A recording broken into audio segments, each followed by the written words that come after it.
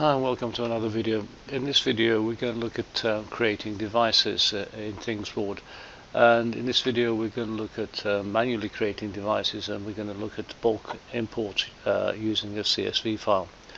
And for the video I'm actually going to use the cloud platform here to manually create the devices, and then I'm going to use the local Docker install to create to do the bulk import of devices.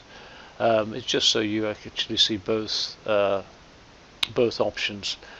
Now, the ThingsBoard, the cloud version, this is a free cloud version, and this only supports five devices, so it's really just for demo purposes. Whereas the one on Docker actually is a fully working platform, and you can use it in real world scenarios.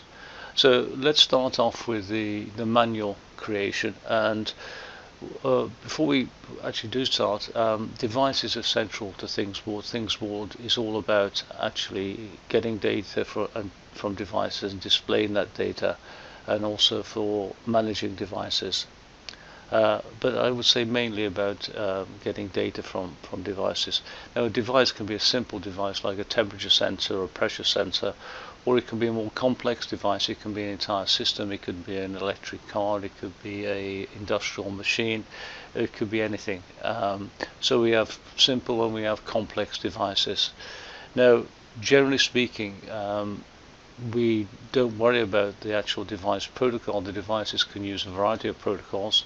MQTT, HTTP, co-op are the common ones, but LoRaWAN is also a possibility, so are other protocols.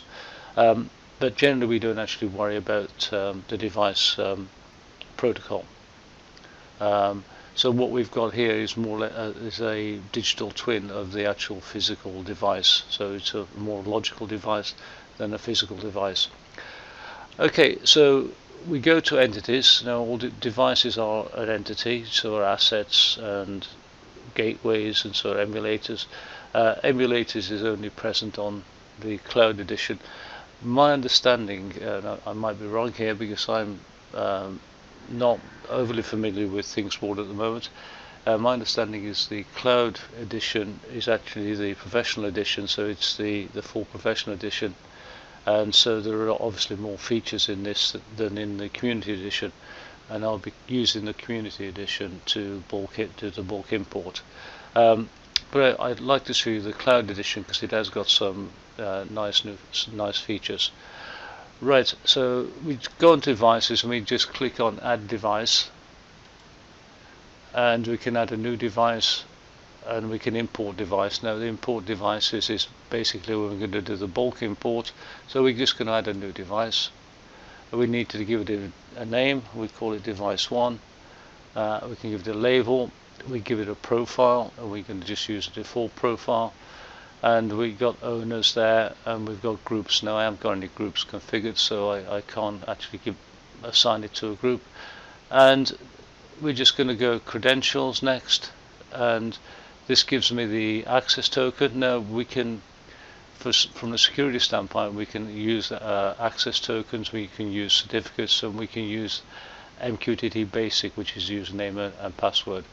We're going to use access token. It's probably the most common form of access, and what we need to do is copy this, and we need to use it on the device. And I'll show you this when we actually look at connecting the device to ThingsBoard. So let me copy just in case I need it. Okay, so add, and we've got the device. Now what this actually does is give me a little check screen so we can check the connectivity. Now I'm not sure you can read that at the top. That says HTTP. Now we're on MQTT, and there we got co-op. So we can actually check the connectivity using any of these protocols, and it gives me the command I need to use. Now let's go on to Windows, because this device is a Windows device I'm using. So it gives me the mosquito pub command that I can use to check this device. So if I just copy that, I can use that command to check the device. I could also go HTTP, and I can then use that command to check the device, just to check that it can connect. Now, a nice thing about the cloud version is here we've got an AI built into it, so we can generate a dashboard, and this will generate a dashboard to monitor that device. So if I just generate the dashboard, okay, so I need to send some data from the device before I can do it. So let me go.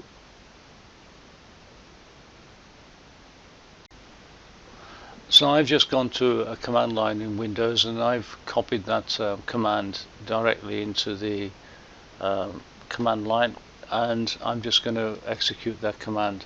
And notice it picked up the access token and everything, so it's all in one command. And I just hit return, and it publishes that data.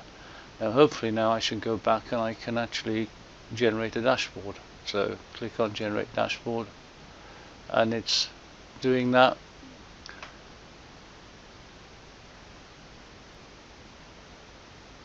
And there it's generated the dashboard.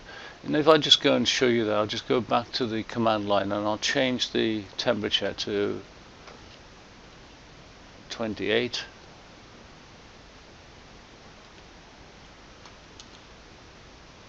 And let's go back to our dashboard. There's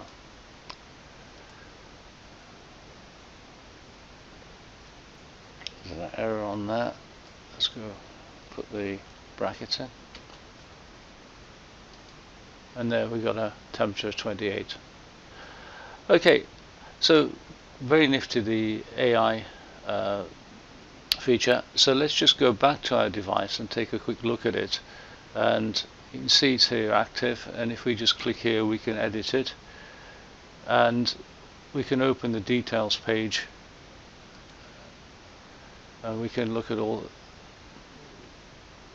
assigned firm, assigned software, profile and label, manage credentials owner, check connectivity, etc.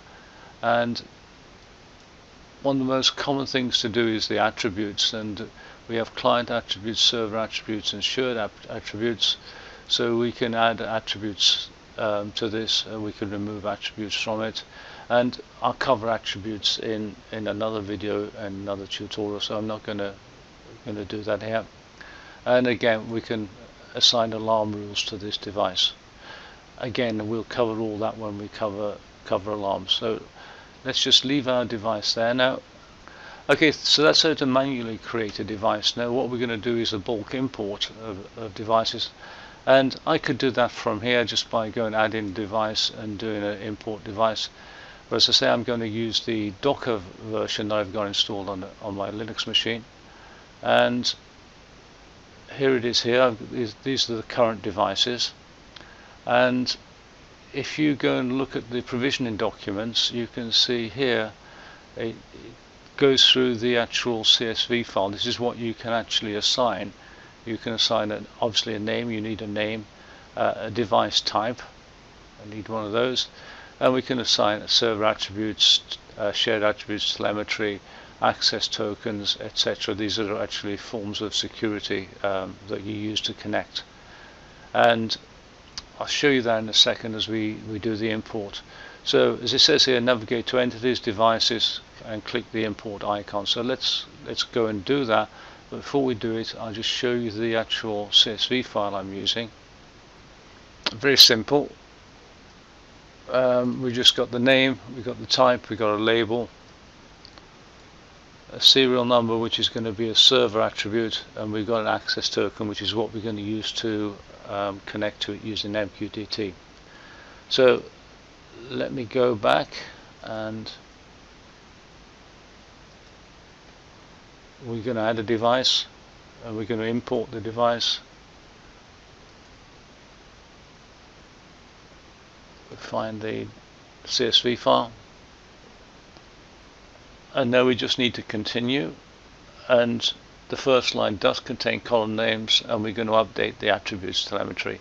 So we're going to continue again, and then we have to select our columns. Now this is the tricky bit, or can be the tricky bit if you're not aware of it. These are all filled out, so that's not a problem. The server attribute is the serial number, that's not a problem here. But the access token is not a server attribute, it's actually an access token. So we have to select access token from here. Access token, and then we just continue and we should be done. And there it is, it's created both our devices here. Now if we just go and click on one of those devices and look at the access token,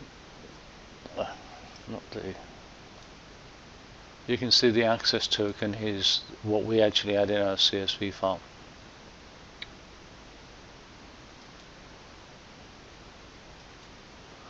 Okay, that's it. How to create devices manually and also using a CSV file for bulk imports. That's the end of the video. Until next time, bye.